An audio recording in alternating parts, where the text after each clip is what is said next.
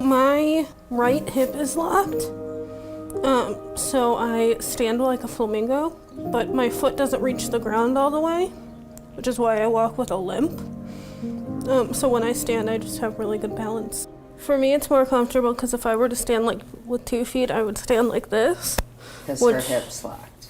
Isn't very helpful. So it's easier because I can stand straight and then talk to someone. Whereas if I stood with both feet on the ground, I'd be talking to the ground. Not often do you need to talk to the ground.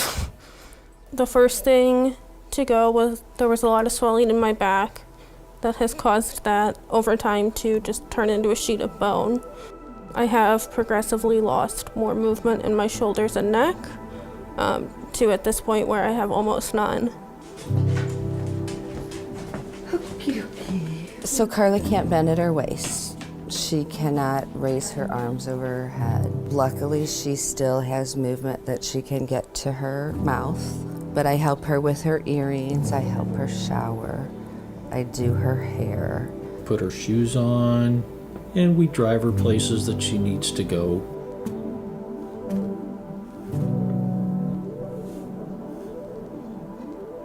So I was diagnosed with FOP at 5.5. I took a really bad fall in 2001 off of the back of a bar stool and had a lot of swelling. Next day we went to the doctor. When we brought Carly in to have her looked at, that's when Dr. Schmidt looked at us and said, you know, I just want to see her feet.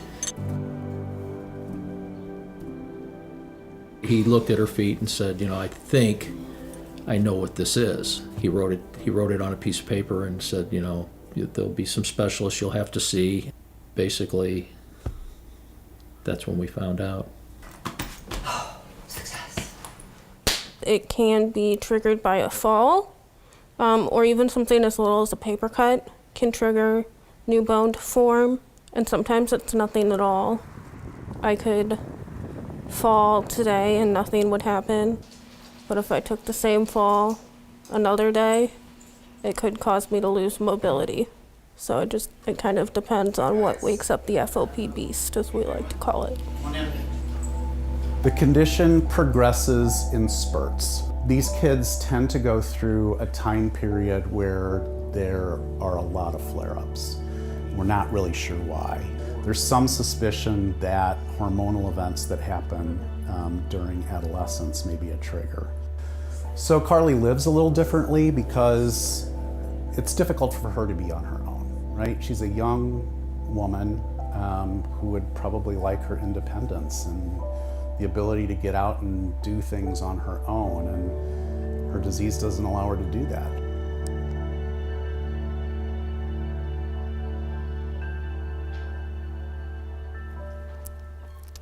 They took 8 teeth out, so I can get food through the holes, as I like to call them. But it's definitely harder to chew. If there was a sport, I was in it, and I was the center of attention. I just loved everything about being active. So I remember my parents having to slow me down a lot. They never treated me any different. She was on the swim team. She wasn't very good, but she competed anyways, and everyone cheered her on. It didn't matter. It wasn't what it was about. It was about her just being her.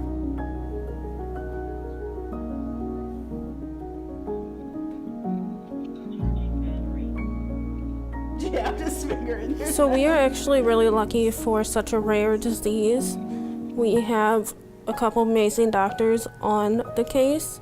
You go, and then I go, and then my dad goes, and then This is tragic. I am ruining this. I'm about to lose it right now. This is actually so tragic. It's stuck in there. There's drugs that will hopefully prevent bone from forming because of a flare-up. That's the drug that Carly is on right now as a clinical trial. Where we're at today versus where we were 15 years ago, just amazing. So this is the piece of bone that is causing my jaw to lock, which is why I have no movement. And hopefully in the coming years with FOP treatment, they will be able to remove that cord of bone, giving me mobility back in my jaw. Blowing someone.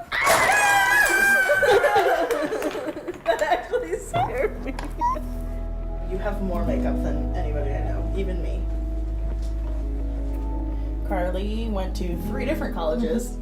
Finally graduated from Maryville. I went to Drury in Springfield, Missouri. But sometimes Carly will like curl my hair for me and French braid it.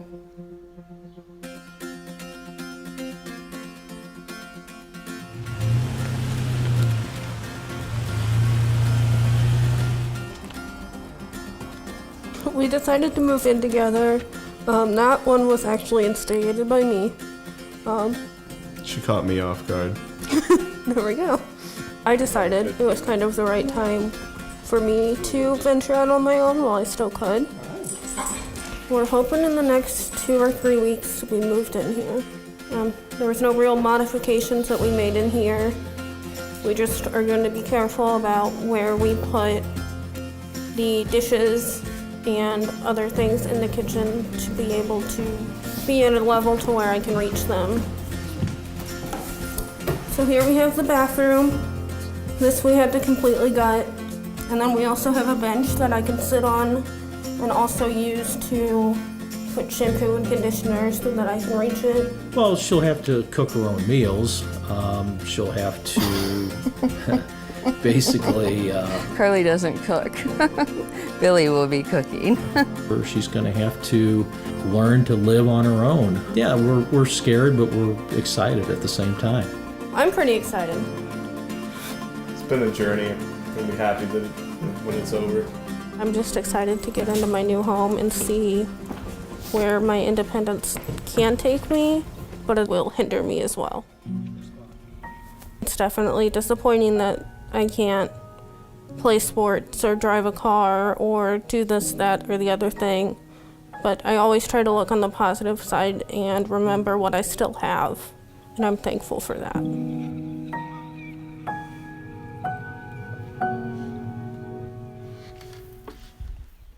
All right, as you guys seen that video right there, you see why it is a fearful thing to fall into the hands of the Most High, man. Because Most High can put you come back on this earth and put you in a hellish condition, put you through hell that you have to live with, and He'll keep you alive so you can serve out your judgment, man. And all the people or that you see having problems like this or whatever type of diseases or whatever they have, like with tumors that keep growing and keep going to hospitals to get them come back, to get them cut off and they'll grow back even bigger and bigger, or in a wheelchair, or stuff that just goes on. Lose an eye, born one eye, one arm, whatever the case may be. That's all orchestrated with the Most High, man. But first and foremost, I want to give all praises unto Yahweh, Bahashem, Yahweh Shai, Bahashem, Regardadash. Double honor to the apostles and elders of Great Millstone. Shalom to you brothers pushing this truth and sincerity all over the earth. Allah shalom to you, hopeful elect out there. And the people, the concept that people have that the Most High is all love and all this, all hugs and kisses, is not biblical, man. It's not biblical. The Most High loved everybody. Everybody wouldn't have it. Everybody wouldn't have these conditions on the earth, man. You wouldn't be giving people these type of things where she said, I forgot what it was called, but they was basically saying that her muscle tissue was turning into bones. And so basically that's why she was walking. She had her jaw was locked. She had to like force food in her mouth, like putting it on the side. She had to get eight teeth removed so she can help her eat, to get food in her mouth. Then she had barely problems. True, you understand? You can't even eat a lot of things unless it's mushed up, because you have to open your mouth to eat a lot of things, man. So that's what was going on, man.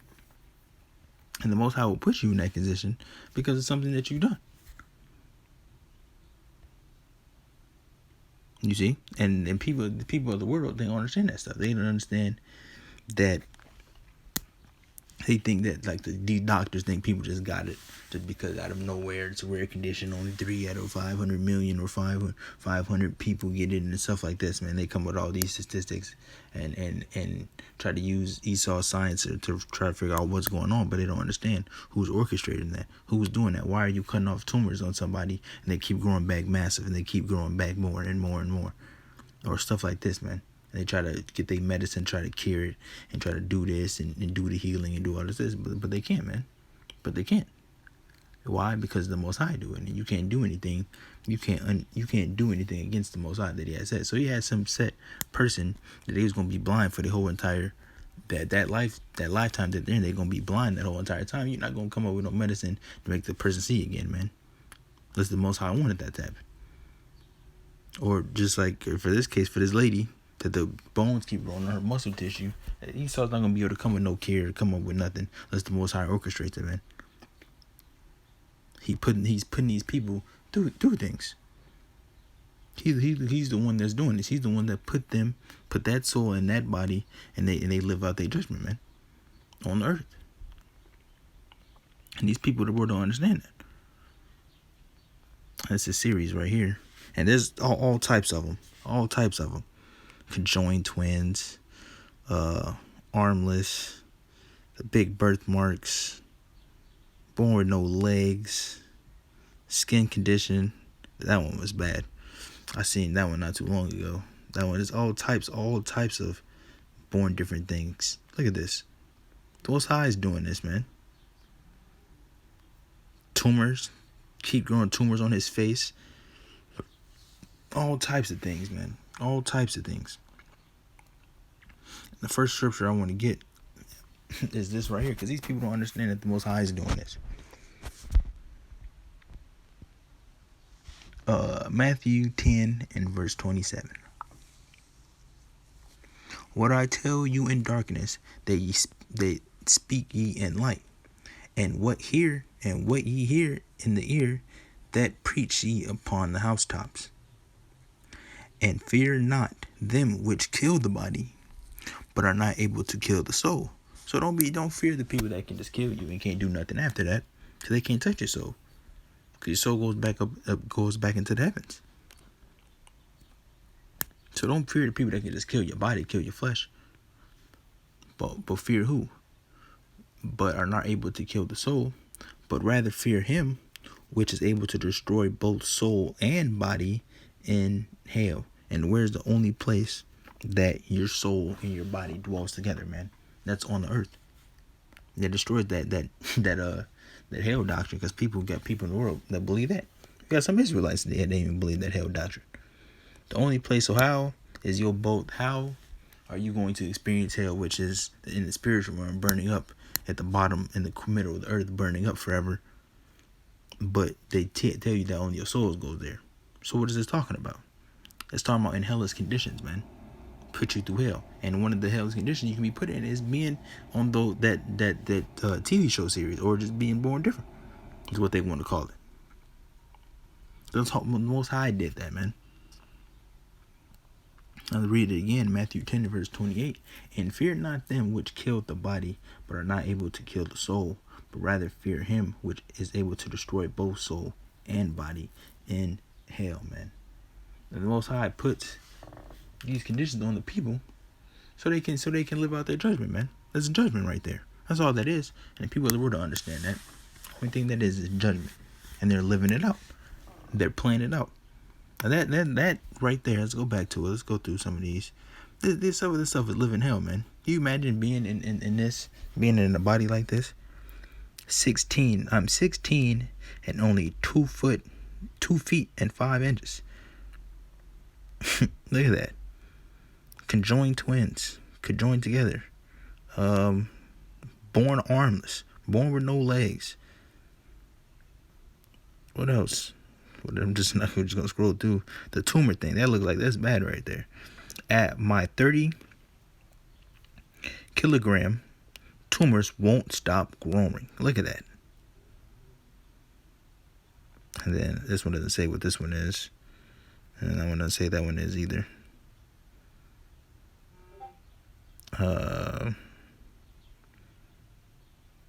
Yeah, I'm not gonna really keep. Oh, look, there's more. Living without limbs brought us together. A stroke stole my voice.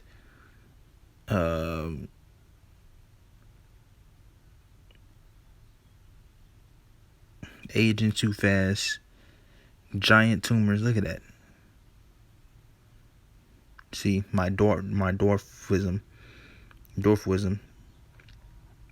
isn't one in a million. Look at that. The teenager with vanishing bones. My life with no arms. My foot is attached to my knee. All types of stuff. Maybe not go through all of them, but that's you see the examples. You see the things. These things that the Most High can put you through, man. Let's get this scripture right here.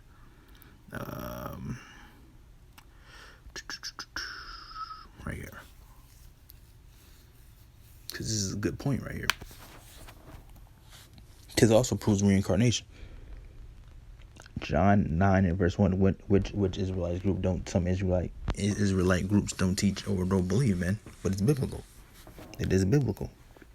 John 9 and 1. And as Yahushua passed by, he saw a man which was blind from his birth. It's a key thing right there, man. He was blind from his birth. And his disciples asked him, saying, Master, who did sin, this man or his parents, that he was born blind? So we know that if you was just born, how could you have committed sins? So this man was born blind. He was blind from when he came out the womb, man. He was born blind. So how could that be? How could that be possible? So what could he have done that he was born blind? If he was just born, and that's his first time ever being on this earth. That shows reincarnation right there, because you couldn't have done anything if you was just born. So therefore, you can be being punished for something that you've done in your past life, and you're living out your judgment in this form in this life. But we know the answer to the question, which I'm going to read it. We all know the answer. Verse 3, and Yahushua answered, neither this man not sinned, nor his parents, but the works of the Most High should be made manifest in him. I must work of the works of him that sent me while it is day. The night cometh when no man can work. As long as I am in the world, I am the light of the world. We're gonna let that just be. So how can this man be born blind? If how can he be born blind if this was his first time being on earth? Because the disciples, you understand, back then they had knowledge of reincarnation. They understood this. They understood how it worked. But us being in captivity and in slavery, we started to lose these things. So that's why we were learning and doing all this other stuff. We're relearning everything that we once knew. We're remembering ourselves. So we know that there's a thing, reincarnation, and we know that you get punished for things that you've done in your past lives. So when these people are born like this is what's going on. And these people of the world, they don't understand it. They don't have the spirit of truth. And they think it's something else that's going on and not understanding that it's the Most High that's doing it. They still think Most High is all love. There's nothing but love, man. But let's see what the scriptures say about that. Proverbs 11 and verse 1. A false balance is an abomination to the Lord, but a just weight is his delight. A false balance. Now what is a part of a false balance? Just nothing but love and love and love and love and love. So that's not a proper balance. If you just want to love all the time, just love, just love and hugs and kisses and love and peace and all that other stuff, man. That's a false balance right there. You gotta have a balance. A false balance is an abomination to the Lord. So that's how you know he does not love everybody. Just love and love. These people of the world got everything messed up, man. You see all the stuff that's going on in the world, and you think that it's just happening out of random. No, man, that's the Most High that orchestrates everything. He works both sides, the good and the bad, the good and the evil. I create dark, I create light, and I create darkness, like the scriptures say. Let's get it. Let's get one of them. But it talks about the Most High doing that, because these people don't understand in the world. They don't understand the Most High. These people don't understand the Most High and how he operates. Isaiah 45 and verse 7. I form the light and create darkness. I make peace and create evil. I, the Lord, do all these things. What does he do? I form the light and create the darkness. He makes the peace and create the evil, man. It said, I, the Lord, do all these things. You can't get out of that. It's just straight cut right there. Straight cut, and you can't explain that. You can't explain. See right there, brother. You know me, he do that. It just mean no. You cannot explain that at all. He does all these things. So you see, baby get shot in the head, ran over by a car, mauled by a bear, get your arm bit off by a shark attack, whatever the case may be. See a man hit the lottery, win, get rich, die in a plane crash, whatever the case, brother. You see, the Most High is orchestrating all of that. He is behind all of it. Most High is going to do his will, man. We want his will to be done on earth. And people just think that the God, as it were, what they call him, they think he's just all glove and hugs and just want everybody to be one and want us to come together and be one and unite as his children. No, man. Ain't none of that biblical. You cannot go in the scriptures at all and find that at all. It's not biblical. These people have a vain hope in this place, and it's just lost. They lost in the Babylon sauce. That's what it is, man. But let's get this too. So I didn't even think about getting this, but I said it at the beginning. I can't quite remember where it was. A fearful thing.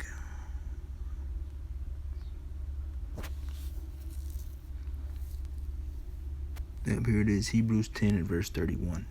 Here it is right here. See if there's anything above that.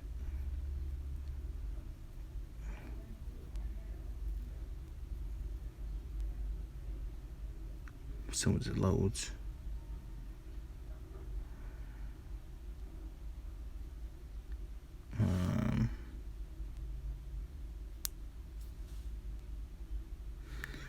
And let's read above a verse. Hebrews 10 and verse 30. For we know him that hath said, vengeance belongeth unto me. I will recompense, saith the Lord. And again the Lord shall judge his people. It is a fearful thing to fall into the hands of the living power. It is a fearful thing to fall into the living power, man. Why? Because he can put your body in one of those conditions, man. He can do this to you. Esau can't do this to you, man. Esau can't do this to you. The rulers of this world can't do this to you, man. Only thing they can do is kill you in this body, but they can't do nothing after that. They can't do nothing after that. The Most High can get rid of you and then bring it back in one of these bodies like this. So where's all the love? Where all the love and hug and kisses and that, man? False balance is an abomination unto the Lord. These people don't understand that. Look at that. Most High can do this. It's a fearful thing, man. The Most High can put you in any type of situation, man. And he can get you out of any situation. And let's get this. Because these people of the world, man, have no clue what's going on. No clue. 2 Peter 2 and verse 1.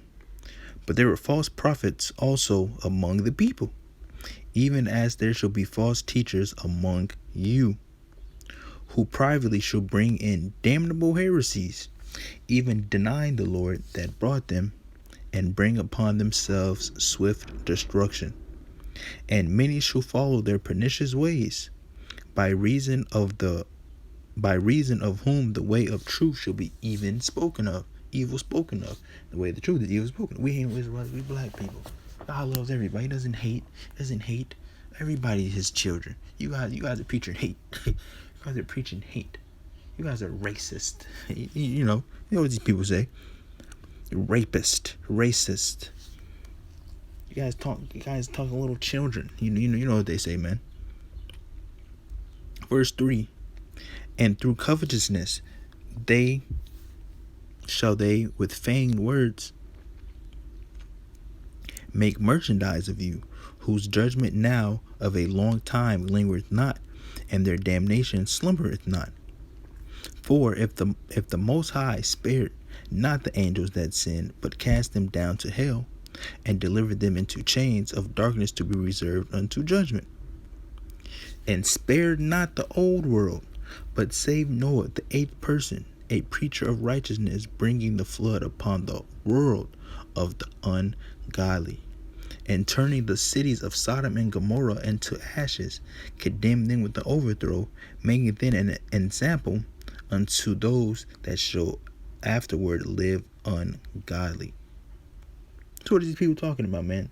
Most High killed everybody on the earth, man, at that time with the flood, but saved 8 people. Destroyed Sodom and Gomorrah, but saved Lot and his kids. And you know what? We know what happened to his wife. His wife got destroyed because why? Because she looked back, man. She got turned to the pillar of salt. So if the Most High is destroying cities, killing people with the flood, what makes you think He just loves everybody? Where is the love in it? Killed everybody by drowning them, man, by the flood. He saved 8 people, and destroyed Sodom and Gomorrah with fire and brimstone, man. So what are these people talking about? What are these people talking about? They all love, brother. Most High, look, this is not the God I serve, brother. Look, man, the God I serve love everybody, brother. I mean, okay. Well, tell me where your God is, man. Because your God's not hearing nobody. Your God's not doing anything. You know why? Because He's a false God, man. Because He's a false God. And these people in the world are just clueless and lost, man. That's why you got to be blessed and understand that you got brought into things. You got brought out of outer darkness. You could easily still be in that situation that you see these jakes walking around like chickens with their head cut off, man. Lost in the Babylon sauce. Don't know what's going on in the world. Just walk around still thinking you're black, you're colored, and you're a nigga in America, man. And I think that was the last scripture I got. So the Most High can put you in the hellish condition, man. I just want to touch on that real quick. So with that, I want to give all praises unto Yahweh, and by Hashem Yahushua, and by Hashem Rakakadash. Double honor to the apostles and elders of Great Millstone. Shalom to you, brothers, pushing this truth all over the earth. Another shalom to you, hopeful elect out there. I'll catch you guys in another lesson. Shalom.